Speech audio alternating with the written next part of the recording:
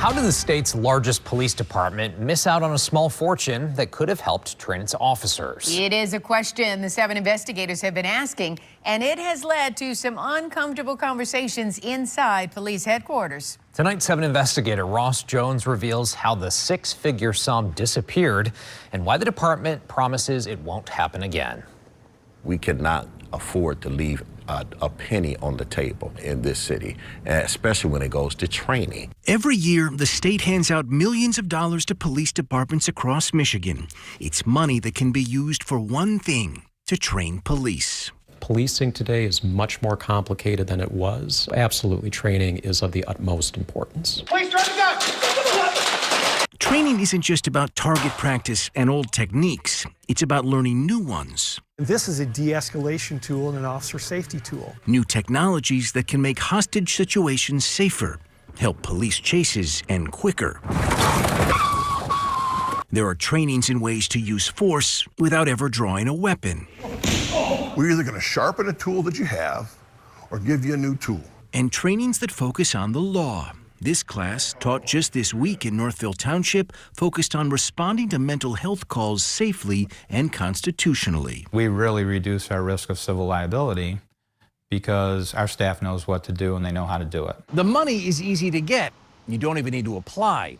About the only thing you do need to do is spend it. And as long as you do, it'll keep coming. So when the latest round of training dollars were passed out in April by the Michigan Commission on Law Enforcement Standards, some 450 police departments were there to collect.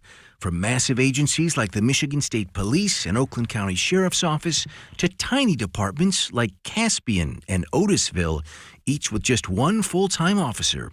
But the real story wasn't who was on the list, it was who wasn't. How much did Detroit police receive?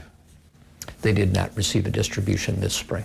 The largest police department in the state didn't receive a penny, losing out on more than $400,000 in free money to train their officers. I think calling it a paperwork issue is probably a very fair characterization, yes. And it was a paperwork issue that cost the department about $400,000. Unfortunately, yes. Deputy Chief Michael Parrish makes no excuses for the mess-up, telling us the department dropped the ball. He says DPD lost out on the funds by failing to spend about $52,000 worth of training money it had received back in 2023. It was not for lack of training. Chief Bedison has approved a significant amount of training for officers. However, the processing of the invoices and making sure that the dollars were actually spent by the end of 2025, it appears we fell a little short on that. What you have revealed is something major. Someone dropped the ball, and I know the chief is very angry about it. Darrell Woods is vice chair of the Detroit Board of Police Commissioners. He says payouts over police misconduct lawsuits are some of the largest settlements the city pays, and proper training can help limit taxpayers' liability. We're not looking for officers to fail in our city. And the more that we equip them with the training and the tools that they need, the better off we are, and less money we have to pay out. The department promises today this will only happen once. They've instituted new safeguards within their training and accounting departments to flag any unspent funds before time runs out. What it all boils down to, Russ, is that we have more eyes than just 1 or 2 sets on this material. We're treating it like it's $1 million worth of assets. So it's getting all due attention. It's about $500,000 worth of assets, so you're not far off. When you do make a mistake, what's the most important thing? Figure out what happened, why. If there's an apology to be made, you make it and you move forward.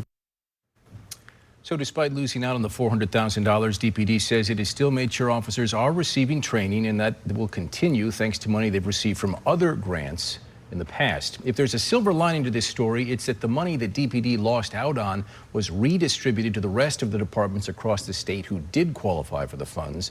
So Detroit's loss is quite literally the rest of the state's gain. But, you know, the fact that the DeWitt Police Department was on the list, but Detroit, that can't happen again, and they promise it will not. And I'm sure it won't, because that was a lot of money. It was a lot of money, and with all the Detroit pays for misconduct claims, that training could definitely help bring that down. You would get the sense that they're flush with money if they're failing to spend money that they already have as well, and that's the problem. Okay. All right, thanks, Ross. As always, Ross. Dave?